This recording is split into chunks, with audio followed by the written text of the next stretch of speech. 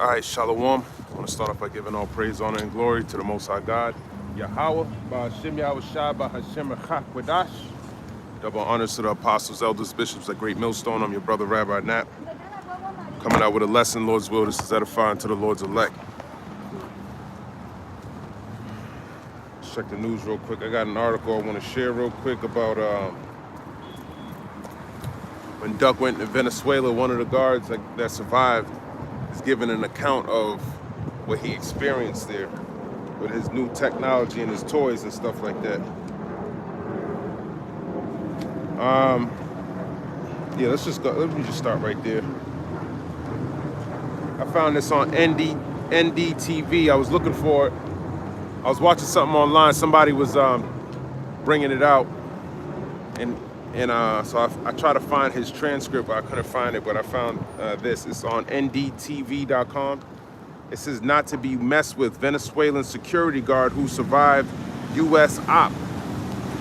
The guard claimed the U.S. forces were shooting with such precision, the speed that it seemed like each soldier was firing was 300 rounds per minute. Sound like the Gatling gun. Okay, you know, during the time of, you know, the early stages of America being born, you know, they had to fight the natives, and the natives were getting, you know, they fought many years, man. So Gad wasn't just some, you know, running around like that, man. He was trained in war. The scriptures tell you about Gad, man. You know, Gad is a warrior. Okay. But Esau make it seem like, oh, he was just so intelligent, and nah, that's not how it was, man. Ultimately, it's because you sinned against the Lord, and that's why you lost your battle. You could have won. Ultimately, you were gonna lose anyways because, you know, it was prophesied for you to lose. It says, what's that? A troop shall overtake him, something like that. But he shall get. Let me grab it. In Genesis 49.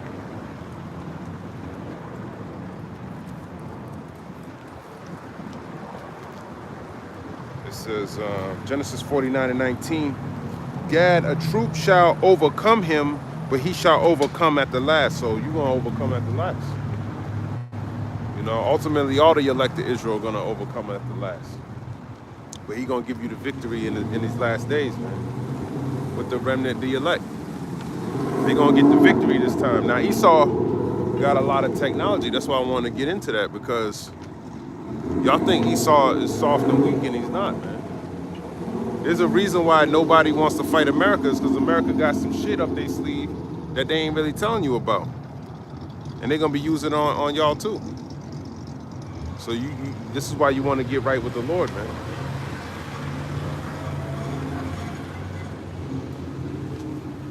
8:35 Friday. Nah, I ain't getting up there early.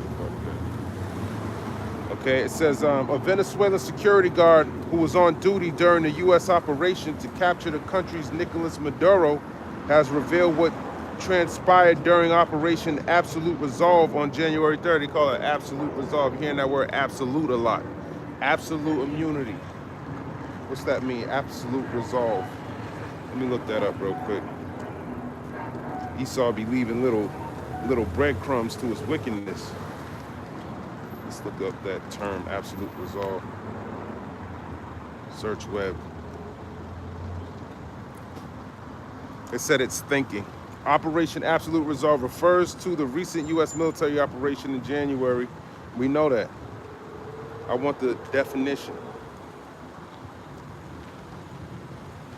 Absolute resolve means unwavering, total determination to achieve a goal, willing to pay any price or bear any burden. Ooh.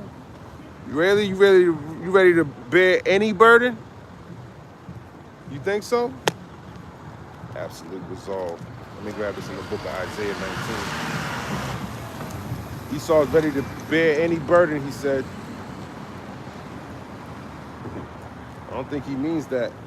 Isaiah 19:1, the burden of Egypt.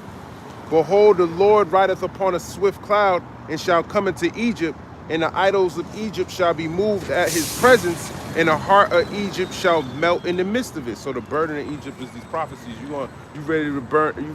Ready to burden these prophecies? Let's see. Let me grab a prophecy. See if he's willing to hold this. See if he can bear it on his back. Let me grab this in the book of Malachi.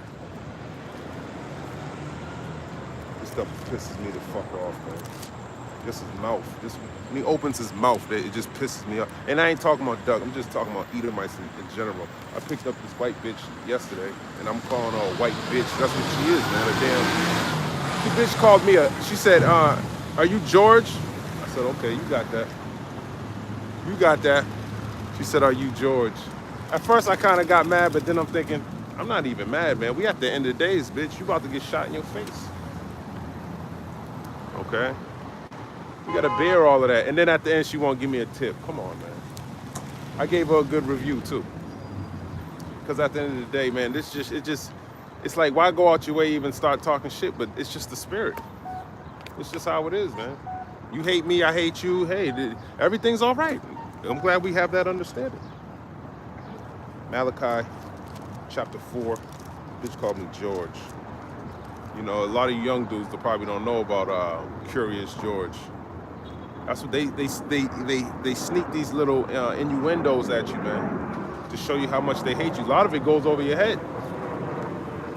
You know, they'll be saying shit all the time, and they get a little cackle out of themselves, man. But we're gonna see how funny it is when your ass get this burden that I'm talking about. Malachi 4:1, for behold, the day cometh that shall burn as an oven, and all the proud, yea, and all that do wickedly shall be stubble. And the day that cometh shall burn them up, saith the Lord of hosts, that it shall leave them neither root nor branch. So that's how hard to you. That's how hard to Esau Edom. Good morning. Good morning. You have a blessed day. You know? So, ha. We're going to be laughing at you when your ass is getting burnt up. We're going to be drinking with Yahweh Shai. Let me grab this in the book of Psalms. So that's a burden. You got to bear the heat. See if you can do that. Let me grab this in the book of Psalms 21.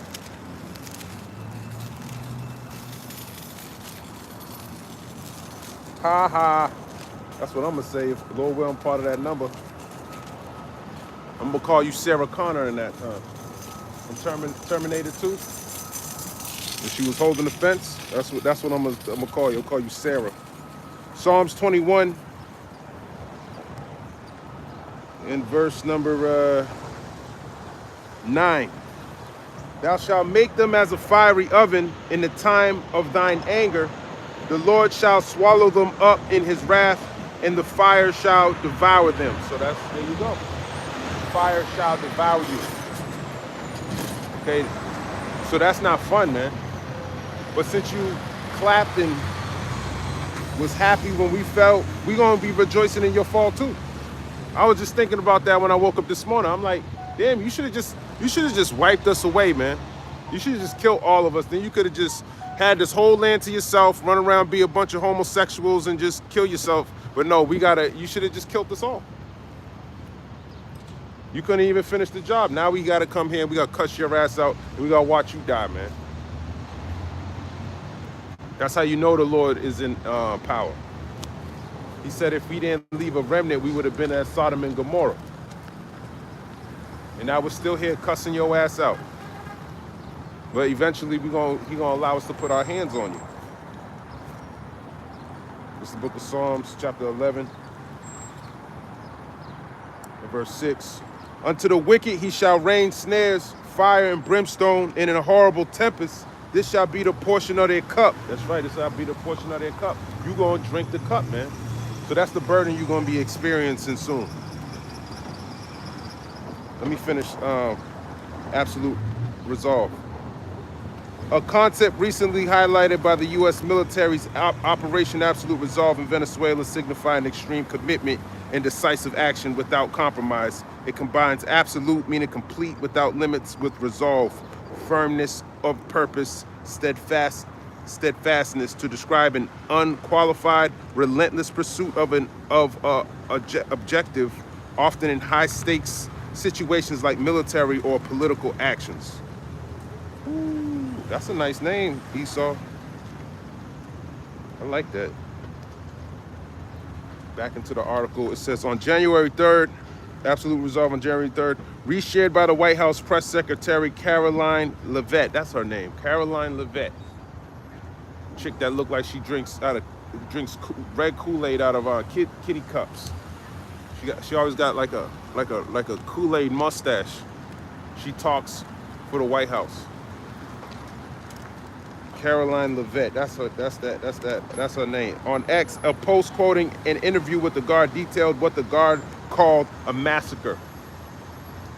Okay, let me look up this word massacre real quick. Slaughter, an indiscriminate and brutal slaughter of people, a heavy defeat of a sports team or contestant. And we're like sheep too. We're like sheep to the slaughter, man. Let me grab this in the book of 2nd Esdras, the 15th chapter.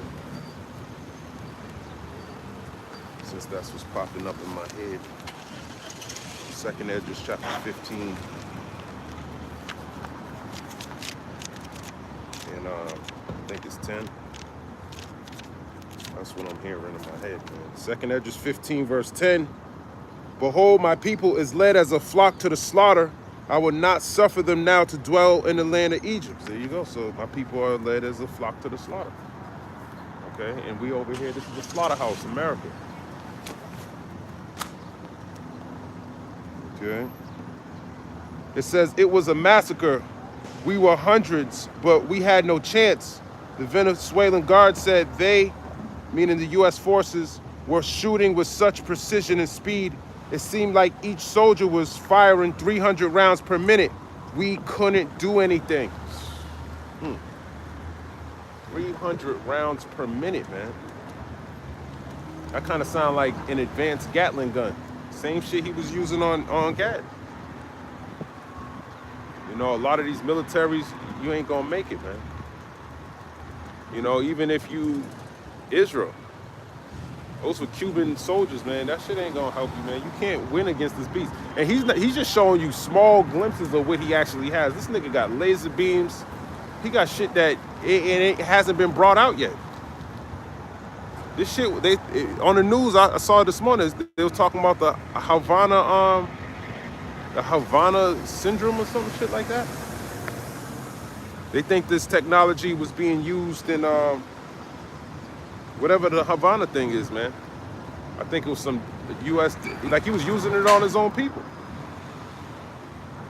They were experiencing some of the same things you're hearing these Venezuelan soldiers are complaining about. Bleeding under the nose, feeling nauseous, heads hurting. But now look at it. Now he's using it and no casualties. People, and this is what he's explaining. Showing you that sword.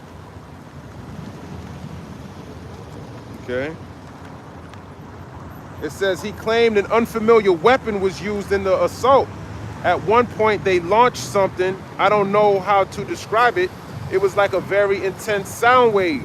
Suddenly I felt like my head was exploding from the inside. We all started bleeding from the nose. Some were vomiting blood. We fell to the ground, unable to move, the guard said. Woo. We're gonna be using that tech when you go out and protest. About the next protester that gets shot in their face. About the next country he goes and invades. So when you see people start bleeding from their nose and heads start hurting and shit like that, just know you being attacked. I saw a video, they showed the helicopter that came in. It had these, like, it looked like microphones in the front of the helicopter, and that's where the sound waves are coming from the helicopter. I don't know how you make a helicopter not have any noise though. Doesn't it chop up the air? How do you do that? How can you cancel the sound of the chopper, the propellers? That's some high level technology right there, man. If you can bring a helicopter to do that, that's crazy. A stealth helicopter. It says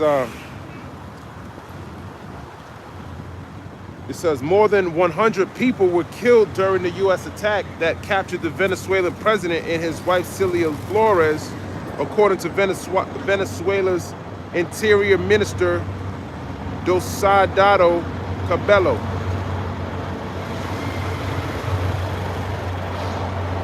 Hold on.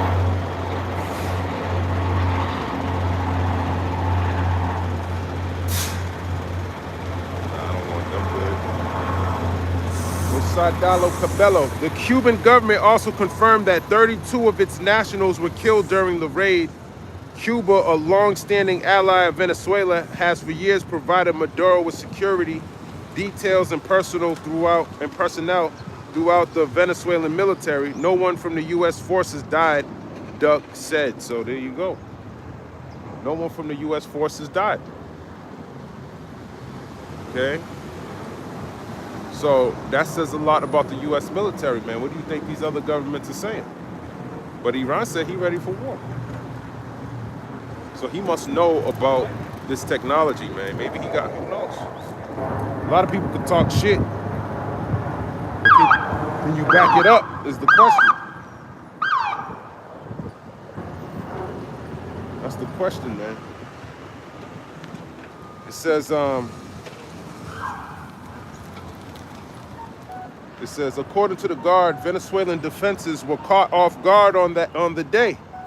We didn't hear anything coming. We were on guard, but suddenly all our radar systems shut down without any explanation. The next thing we saw were drones, a lot of drones flying over our positions. We didn't know how to react, he said. See? Shut down your radar system. The radar system is supposed to tell you which direction the enemy's coming in. So you went dark like that? It's not good, man. That's not a good sign. He said the radar systems went out. They didn't have any explanations. Overwhelmed with drones. We didn't know how to react. I want to know what to do in that situation either. That's why I'm in the Word as much as I can be before that day comes, because I know there's an evil day coming where thou shalt burn as an oven. How you going to escape that? Never mind the drones. How you going to escape thermonuclear missiles?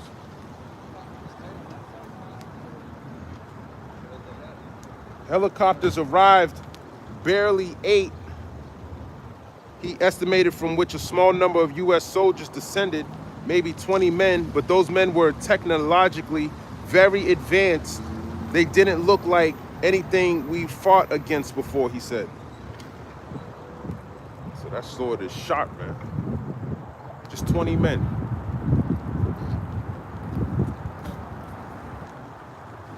That's all he needed to go take your president captive.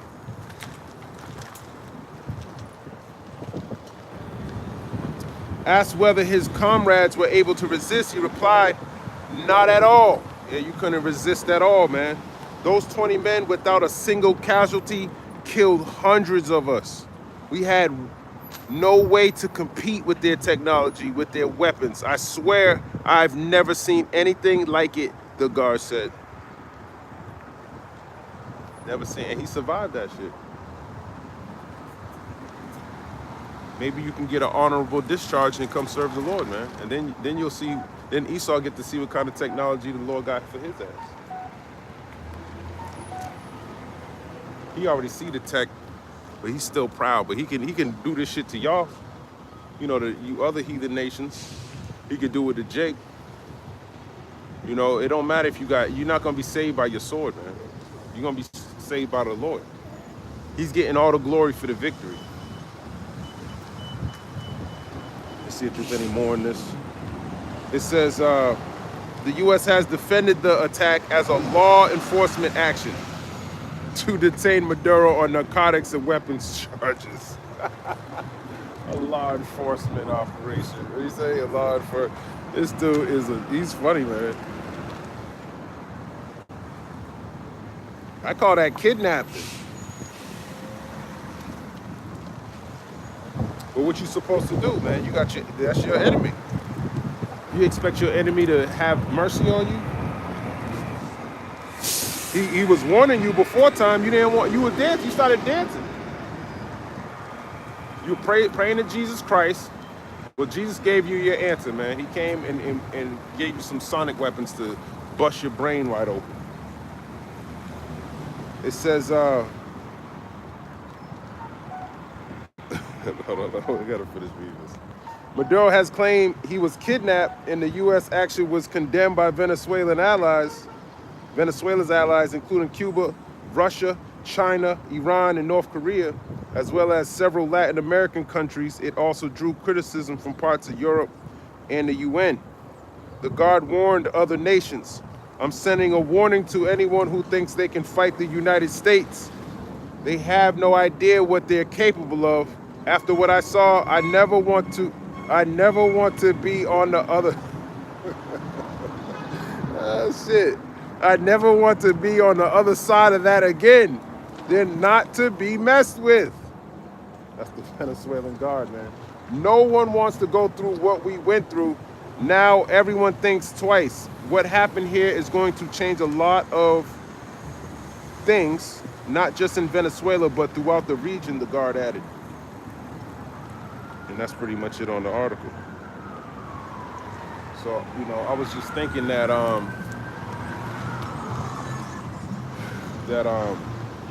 Esau,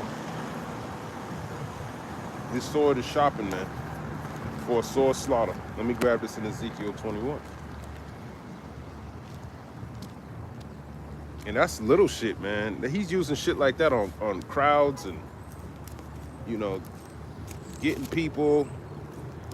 But who knows what else the fuck he got, man. Let me grab this in Ezekiel 21.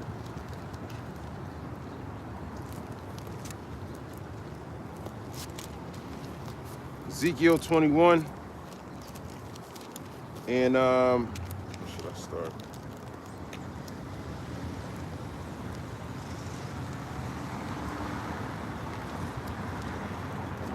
Ezekiel 21, I'll start at the top. And the word of the Lord came unto me, saying, Son of man, set thy face toward Jerusalem, and drop thy word toward the holy places, and prophesy against the land of Israel. And say to the land of Israel, Thus saith the Lord, Behold, I am against thee, and will draw forth my sword out of his sheath, and will cut off from thee the righteous and the wicked. Seeing then that I will cut off from thee the righteous and the wicked, therefore shall my sword go forth out of his sheath against all flesh, from the south to the north. And that's the spirit, man. Amen means let it be true. That all flesh may know that I, the Lord, have drawn forth my sword. It shall not return anymore. So he's gonna bring forth the judgment. A lot of people, you read Ezekiel, the 12th chapter, it tells you, you think these prophecies are for a long time to come. And they're right around the corner. You see in little glimpses of Esau's technology. If that don't scare you, man, I don't know what else will. To go seek the Lord. Because when you read Psalms, the 17th chapter, you understand that this is the Lord's sword. Let me grab that as a matter of fact.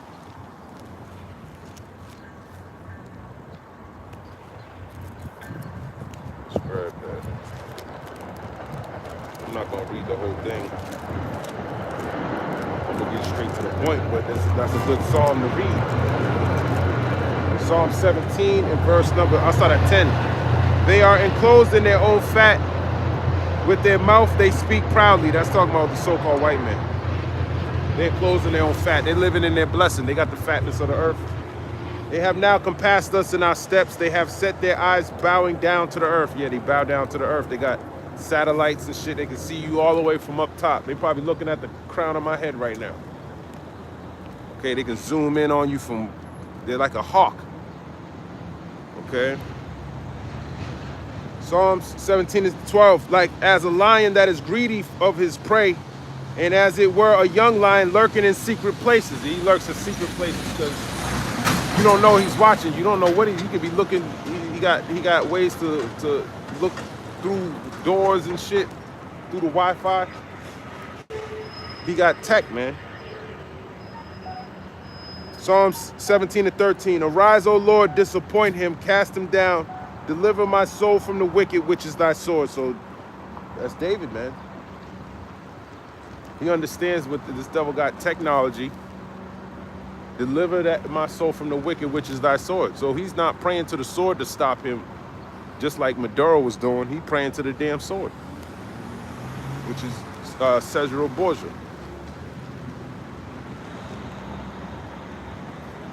Psalm 17:14. From men which are thy hand. Okay, so it says deliver my soul from the wicked, which is thy sword, from men which are thy hand. Okay? From men which are thy hand. Let me grab this in the book of Job.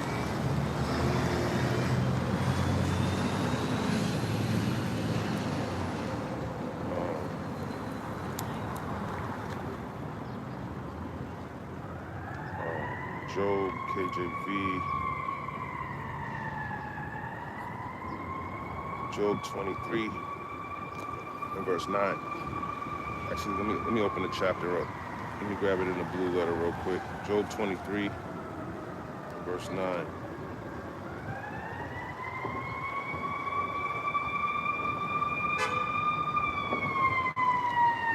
I'll start at 8. Job 23, verse 8. Behold, I go forward, but he is not there, and backward, but I cannot perceive him. On the left hand, where he doth work, but I cannot behold him. He hideth himself on the right hand, that I cannot see him. So on the left hand, where he doth work. So he works on the left and on the right. And on the left hand, Esau is what he's using, okay, as his sword, as his whipping stick. Like it tells you in Isaiah 10 and 5. Let me grab that too. Isaiah 10 and 5, O Assyrian, the rod of my anger, and the staff in their hand is my indignation. So the Lord's mad, man. The Lord is really mad. He's mad Venezuela, mad with you Cubans, because you proud, man. You proud. So you're going to whip your ass with the so-called white man, then he's going to turn around and whip the so-called white man's ass too. After he's done whipping your ass. That's why we asking the Lord to repenting. Because you can't fight up against this devil, man. The devil's too powerful. Ezekiel, actually, am I done with this? Psalm 17:14. From men which are thy hand, O Lord, from men of the world, which have their portion in this life, in whose belly thou fillest with thy hid treasure, they are full of children, and leave the rest of their substance to their babes. That's right. That's talking about the so-called white man. He leaves the substance to his kids, man. It tells you in the book of Psalms 49 and 11, I think it is. Let's go there.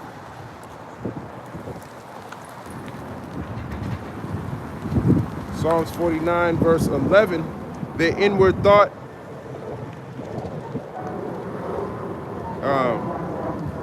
Let me start at 10. Psalms 49 and 10. For he seeth that wise men die, likewise the fool, and the brutish person perish, and leave their wealth to others. And a brute is someone like, scriptures call it a natural brute beast made to be taken into all that. But think about the natural man. The natural man. It's a lot here.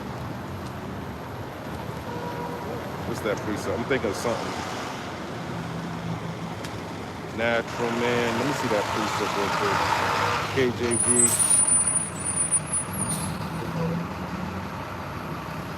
Is this it? No, that's not it. Natural brute beast made to be taken and destroyed.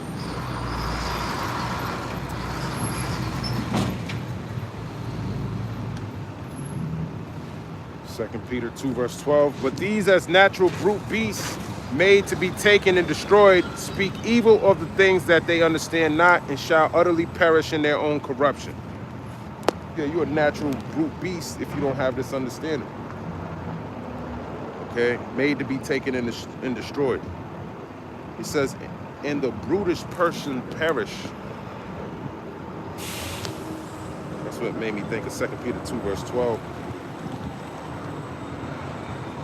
But the other precept is 1 Corinthians 2, verse 14. But the natural man receiveth not the things of the Spirit of God, for they are foolishness unto him, neither can he know them because they are spiritually discerned. So if you don't have spiritual discernment, you know, that's also a form of a lack of vision. It also tells you in the scriptures that where no vision is, the people perish. Let me grab that precept too. So the natural brute beast made to be taken and destroyed, speak evil of the things they understand not. So you don't have the wisdom, knowledge, and understanding, which makes you a beast. The natural man was just like a regular Edomite. Oh, no, I can't just say Edomite. Any man that doesn't have the wisdom, knowledge, and understanding is like a natural man. He just operates in his five senses. He don't understand the will of the Lord. Where no vision is, the people perish.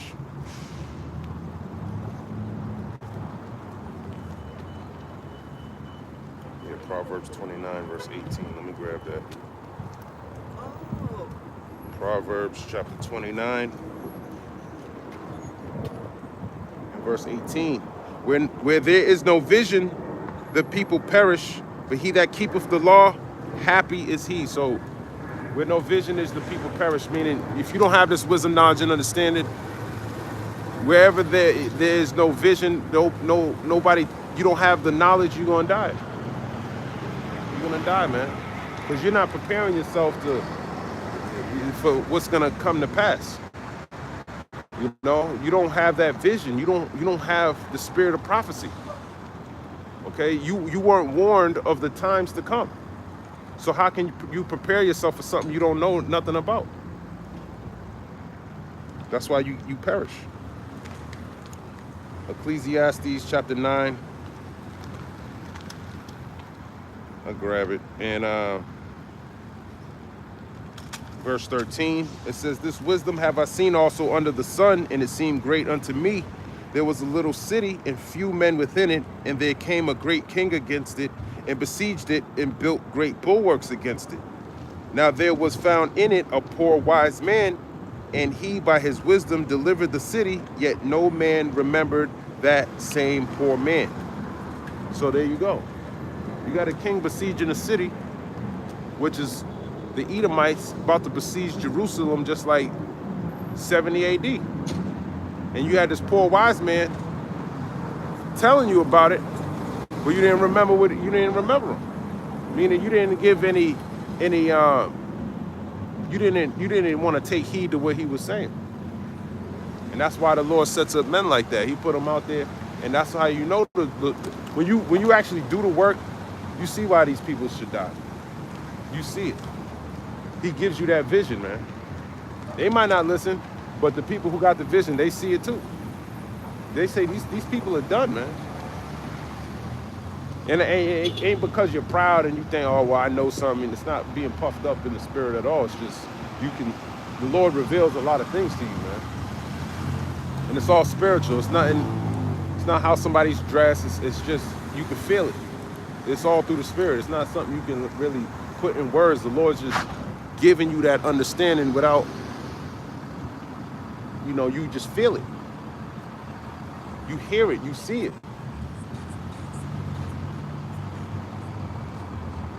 Is that it? Ecclesiastes, that's pretty much it, man.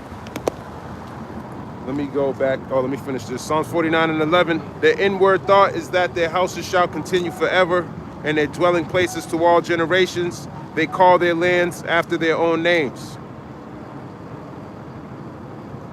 They call their lands after their own names. America's named after Margot Vespucci. That's a so-called white man. He didn't find this place. Esau runs around, he's a cancer of the earth. Psalms 49 and 12, nevertheless, man being in honor abideth not. He is like the beasts that perish. Woo. Men being, I gotta look this up real quick. Psalms 49 and 12, and I'll get back to Ezekiel 21. But, it makes me think of Seneca Rib Sennacherib was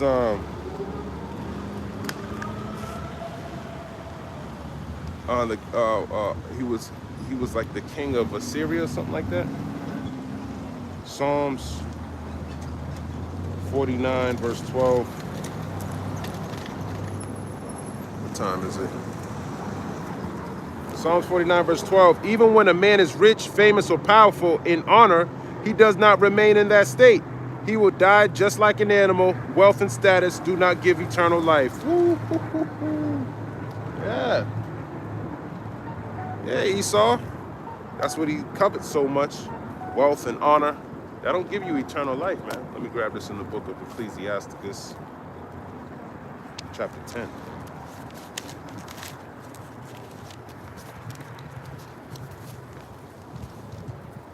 Ecclesiasticus chapter 10.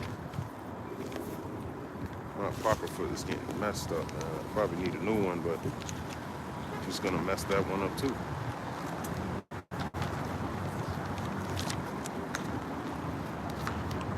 This is how you know a man uses his sword. When he come out with his sword all beat up, it's all ripped up. That brother be reading, man. That's a beautiful sign. To see a brother with a ripped up Bible, man. That means he actually uses his sword. You see somebody brand new Bible look like it just came out the package. That's discernment right there. Like, hold on, man. I don't think. Ask him some questions, man, about things, man. Ecclesiasticus chapter 10 and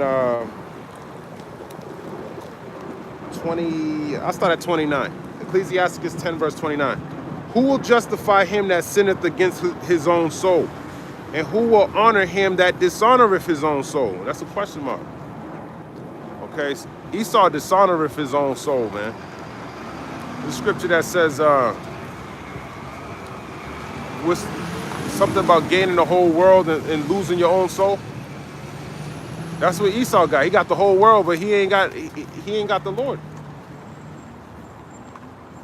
What's gonna happen to you? You're gonna die. But those who have integrity, you're gonna start to see that more and more. The people that are on the highways and hedges, that's a form of integrity. A lot of y'all don't have no integrity. Y'all go with the flow.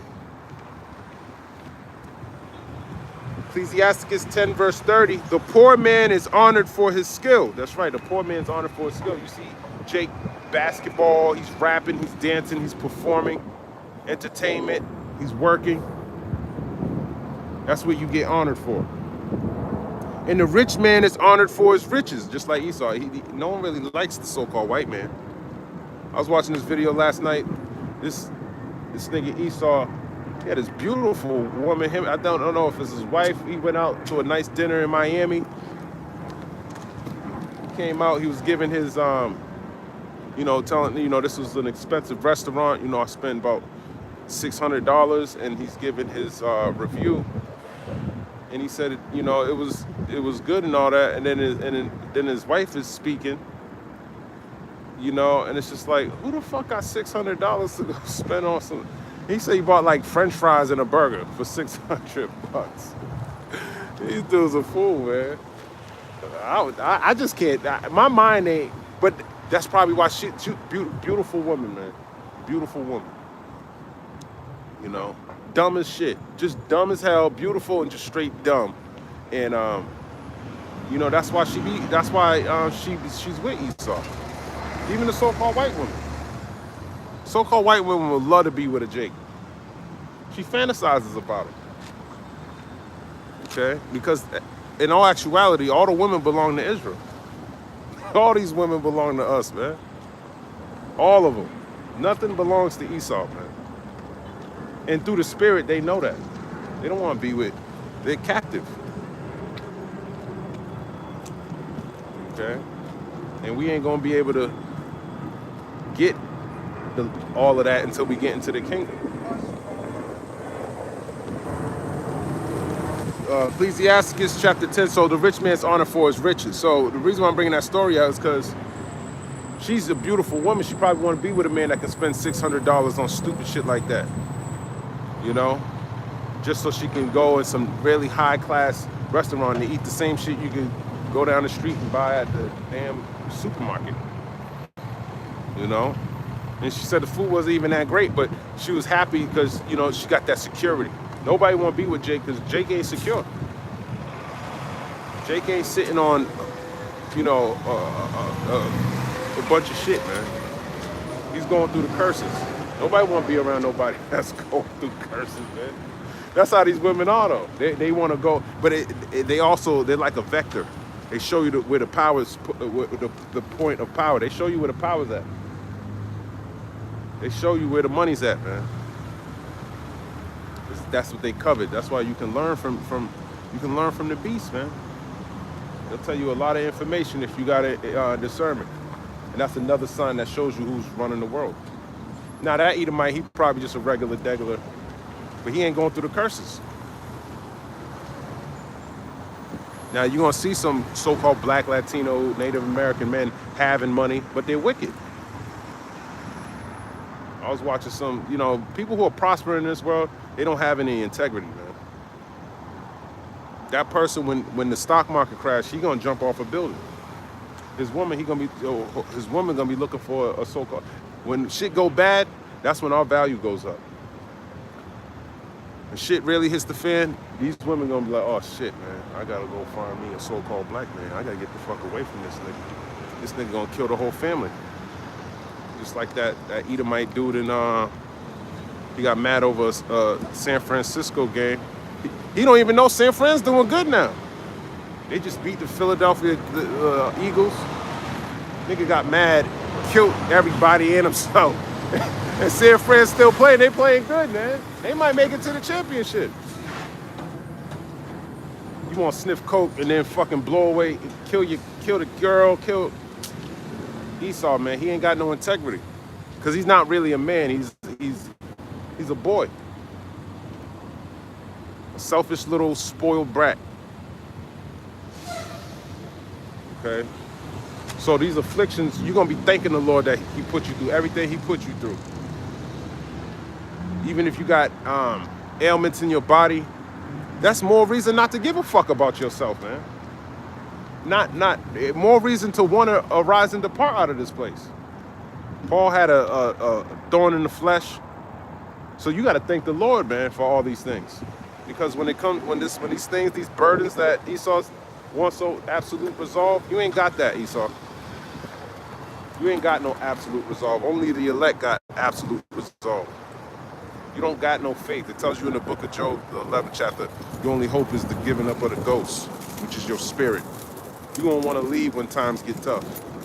You're going to want to kill yourself. Anyways, Ecclesiasticus 10 verse 31, he that is honored in poverty, how much more in riches? Yeah, we honored in poverty for our skills. How much more in riches? When we get the bag, we already being honored in poverty. You know, for our talents, for all different types of things. How much more when those riches come behind it? And he that is dishonorable in riches, which is Esau, the so-called white man, right? How much more in poverty? Yeah, when you get low, how much more are you gonna be despised? When people despise you and you're on top right now, they're asking for you to resign. They're asking for you to leave. How much more when your ass get down and you suffer these curses?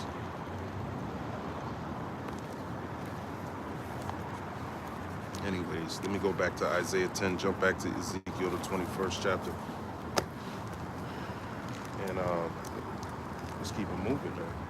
Because he's showing you that the Lord, that's his sword, man.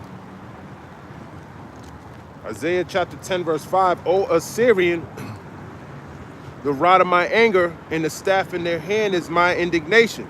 I will send him against a hypocritical nation, and against the people of my wrath will I give him a charge to take the spoil and to take the prey and to tread them down like the mire of the streets. And that's what he's doing with you Venezuelans, Cubans, Colombians.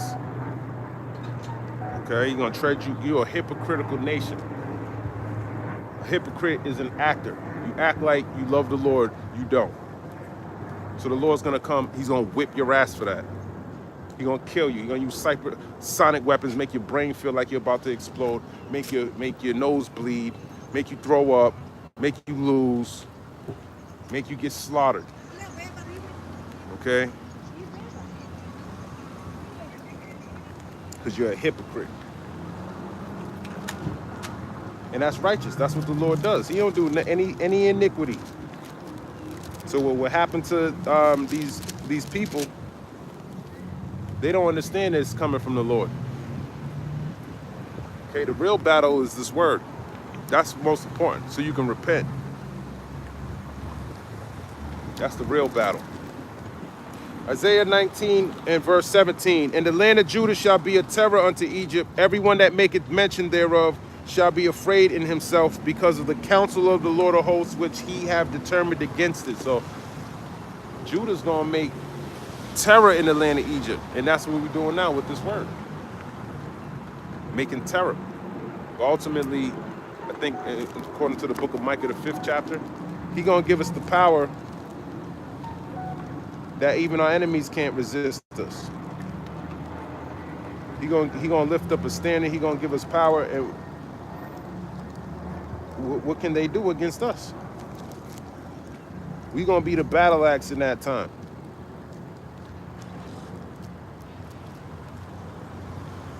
All right. What's that? I think I'm thinking about Micah the 5th chapter. I haven't been there in a while. Let me go there real quick. Micah 5. You know, it might sound far-fetched, but hey, that's what my hope is in, man. This whole road.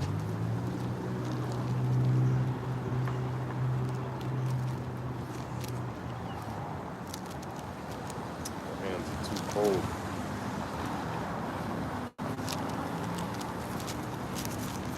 Micah chapter 5, 1263. 12:6:3. Micah's after Amos. No, it's not. 12:63. Micah's after Jonah. Micah chapter 5. Oh shit, we got a demon. A goofy ass demon. Micah chapter 5. And oh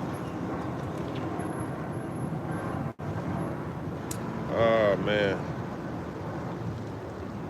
In verse, I'll start at 6. Actually, and this man shall be the peace. I'll start at 5. Micah 5 and 5. And this man shall be the peace when the Assyrian shall come into our land, and when he shall tread in our palaces, then shall we raise against him 7 shepherds and 8 principal men. That's right. When they come in, this is ultimately talking about the elect. And they shall waste the land of Assyria with the sword, and the land of Nimrod, and the entrances thereof. Thus shall he deliver us from the Assyrian, when he cometh into our land, and when he treadeth within our borders. And the remnant of Jacob shall be in the midst of many people, as a dew from the Lord Yahweh, as the showers upon the grass, that tarrieth not for man, nor waiteth for the sons of men. And the remnant of Jacob shall be among the Gentiles in the midst of many people, as a lion among the beasts of the forest, as a young lion among the flocks of sheep, who, if he go through, both treadeth down and teareth in pieces, and none can deliver. That's right. So the Lord got men that's in the midst of the Gentiles that's gonna fuck some shit up. All right? They're gonna fuck some shit up, and not in the spiritual sense, man. And he's gonna show you the power of the Lord in that man, in these men. You too. Isaiah 13 and 12.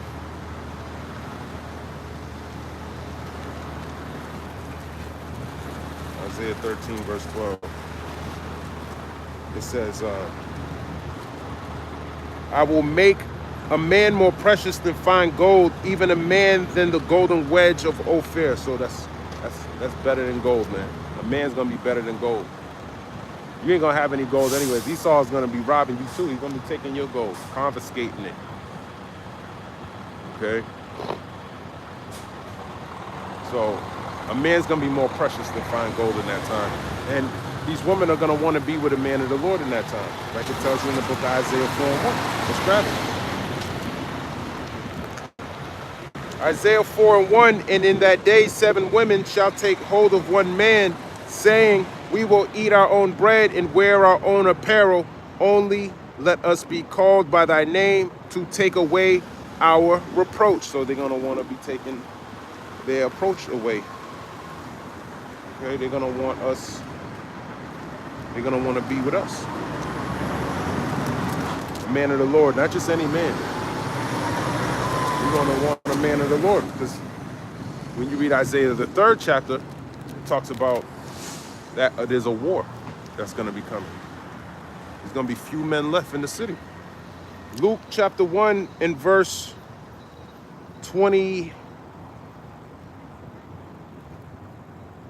I'll start at 23. And it came to pass that as soon as the days of his ministration were accomplished, he departed to his own house. And after those days, his wife Elizabeth conceived and hid herself 5 months, saying, thus have the Lord dealt with me in the days wherein he looked on me to take away my reproach among men. So he gave her a baby. Okay. So you're going to want your approach taken away in that time, man. Your reproach. That's Elizabeth. That's talking about Zechariah. I'm done with Isaiah, the 10th chapter. That's talking about the so-called white man. Let's go to the book of Isaiah 33. Is it 33? I want to talk about, I think it was Sennacherib. It might be 36. Let me go there. I'm going to start at 33. I'm going to jump to 36. How about that? That sound good to you? Good. Isaiah 33:1. Woe to thee that spoilest, and thou was not spoiled, and dealest treacherously, and they dealt not treacherously with thee. When thou shalt cease to spoil, thou shalt be spoiled. And when thou shalt make an end to deal treacherously, they shall deal treacherously with thee. So he has to go out to these lands and deal treacherously with them, even though they didn't do anything to provoke him to do it. That's why he's bringing up bogus charges on them to make it seem like he's not that wicked. No, he was selling drugs. You saw all the boats I was exploding. That was to stop, that was to save American lives. Every boat I destroy saves 20,000 American lives. Well, how come I see you passing out needles over here? How come I see you doing things like that? How come I see you raising up health insurance and all of that? How come they can't get the help that they actually need here in America?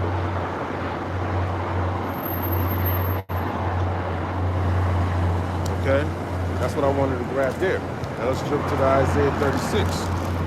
Isaiah 36:1. Now it came to pass in the 14th year of King Hezekiah that Sennacherib, king of Assyria, came up against all the defense cities of Judah and took them. Now here it is, the Assyrians who took down the northern kingdom first. Now they thought, okay, I'm gonna go over there and take over Judah too. Okay? That's the same type of mindset of the so-called white man. That's what he has right now. He's telling people, when you watch him, I was watching him last night, he was saying how, what do you think what you did in Venezuela, oh, what do you got to say to the Iran and the protests? He said, I forgot what question she asked specifically, but he started going into his bag a little bit. He was like, well, they should look at what happened in Venezuela. Look what happened over here. Look what happened to their general. That's the same shit that Sennacherib did. And the king of Assyria, Isaiah 36:2, sent Rabshakeh from Lachish to Jerusalem unto King Hezekiah with a great army. And he stood by the conduit of the upper pool in the highway of the fuller's field. Then came forth unto him Eliakim, Hilkiah's son, which was over the house, and Shebna the scribe, and Joah, Asaph's son, the recorder. And Rabshakeh said unto them, say ye now to Hezekiah, thus saith the great king, the king of Assyria, what confidence is this wherein thou trustest? Yeah, what confidence is this wherein thou trustest? So here it is, they about to besiege Judah. And he's talking his shit. Okay? What confidence is this in which thou trustest? That's what he's pretty much saying in Iran. That's what he's doing in Iran today. You know? Look what I did to Venezuela. Look what I did to this nigga over here. You don't hear the report? Nigga said his nose was bleeding when I came through. The radar system went out. What you gonna? He said he didn't know what to do. You gonna know what to do? You gonna know what to do when I come through there too? You better be good. And then he's telling the protesters over there, take over your institutions. Help is on its help is on its way. Look what he's doing to his protesters here. You think he's gonna come help you? He get a stronghold over there, you're gonna die. Isaiah 36 in verse 5. I say, sayest thou, but they are but vain words. I have counsel and strength for war. Now on whom dost thou trust that thou rebellest against me? That's right. Whom dost thou trust that thou rebellest against me? He said, I have strength for war. I have counsel and strength for war. Isaiah 36 verse 6. Lo, thou trustest in the staff of this broken reed on Egypt, whereon if a man lean, it will go into his hand and pierce it. So was Pharaoh, king of Egypt, to all that trusted him. So he was going against us. We thought our allies will help defend us against the king of Assyria. When he said Reb Shaka. Which I believe when you look at that word Reb Shaka, that might be just a title of one of the Assyrian generals that came to take over that part of Judah, Jerusalem. Isaiah 36 verse 7, but if thou say to me, we trust in the Lord our God, is it not he whose high places and whose altars Hezekiah have taken away and said to Judah and to Jerusalem, you shall worship before this altar? Yeah, so you talking about your God, your power, right? Right? Now therefore give pledges, I pray thee, to my master, the king of Assyria, and I will give thee 2,000 horses, if thou be able on thy part to set riders upon them. So he thought, man, even if I gave you horses, man, you can't even, you're defenseless, man. So you trusting in Yahweh by Hashem Yahushai, man, what you gonna do when it comes to me?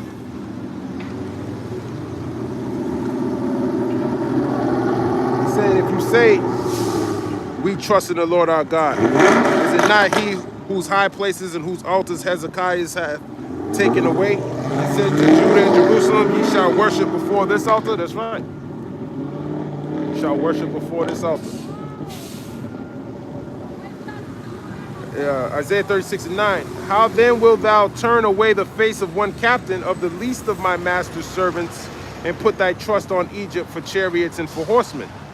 And am I now come up without the Lord against this land to destroy it?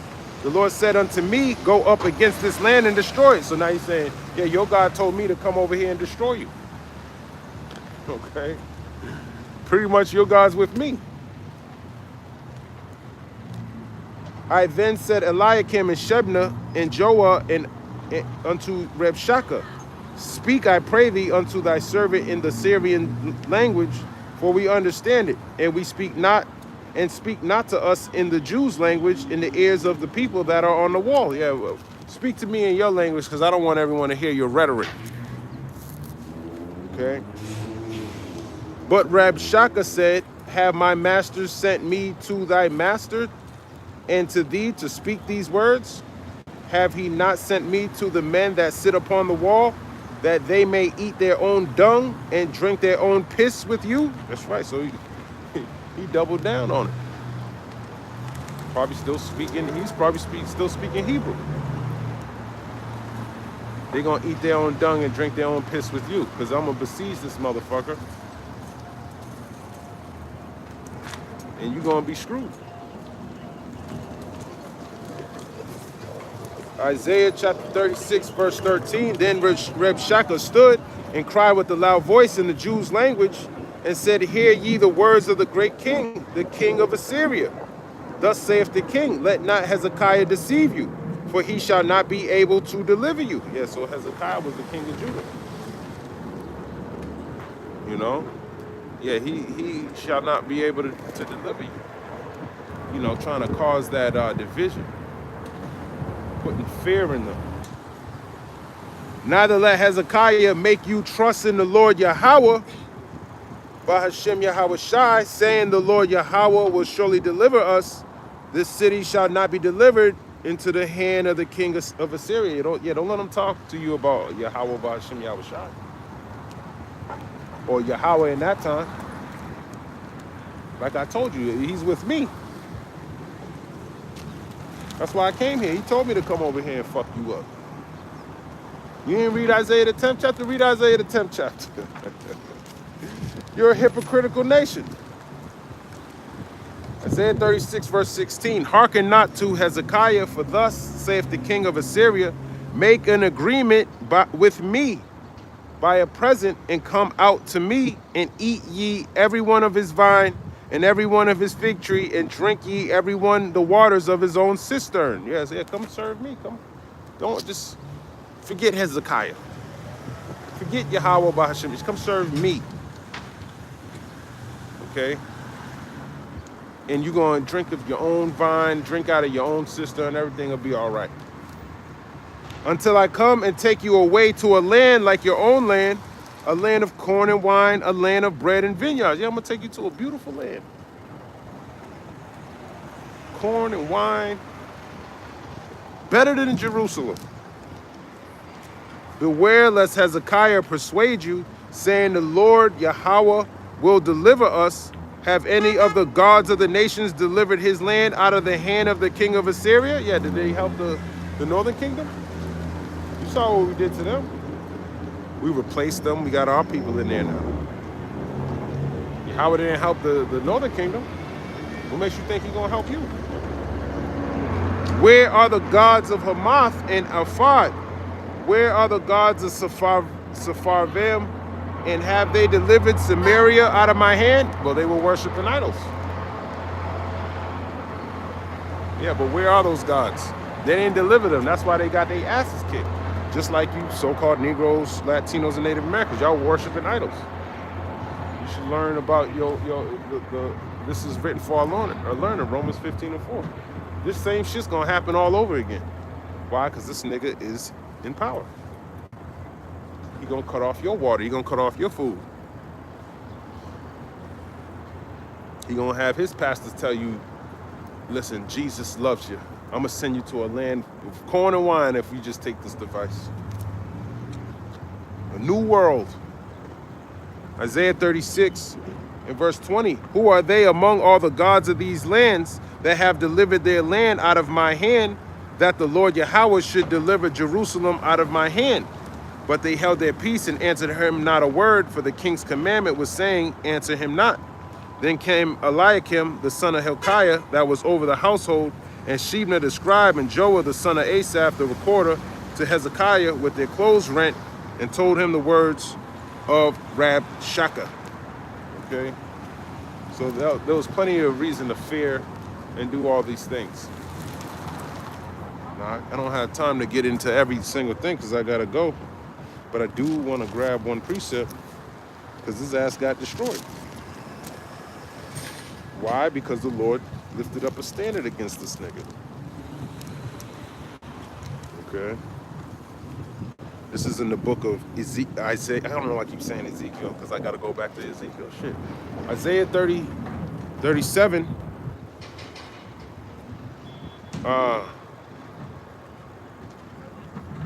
Where is it?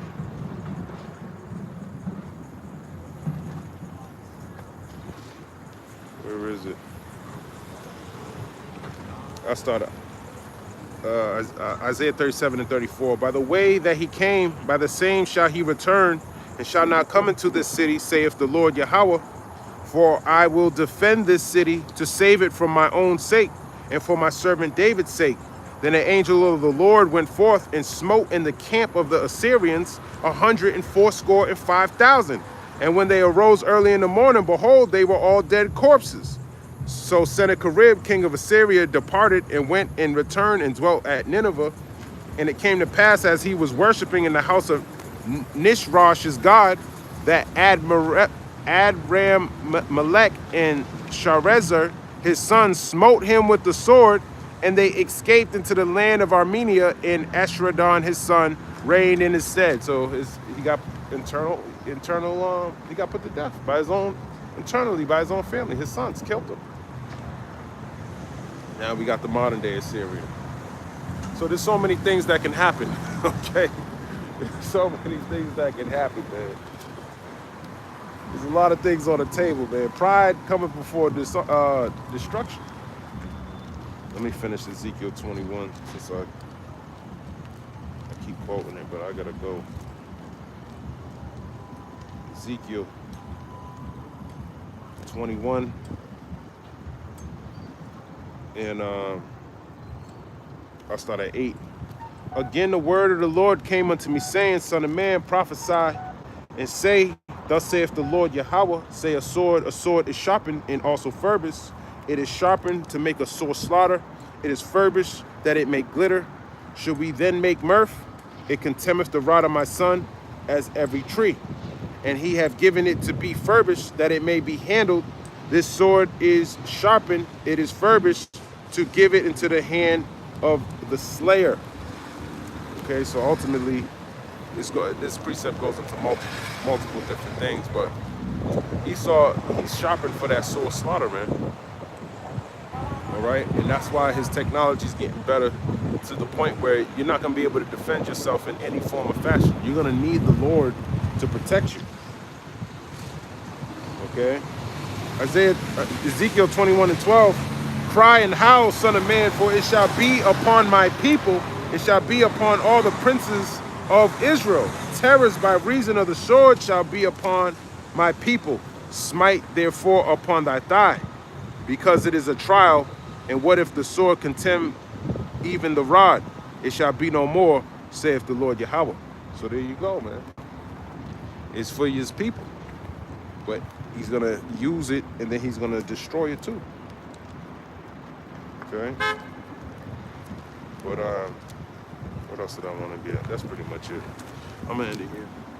Lord's will, this was edifying. I want to give all praise, honor, and glory to Yahweh, by Hashem Yahweh Shai, by Hashem Nachakwadash. Shalom, Abad Babal, and Kwam Yasharala.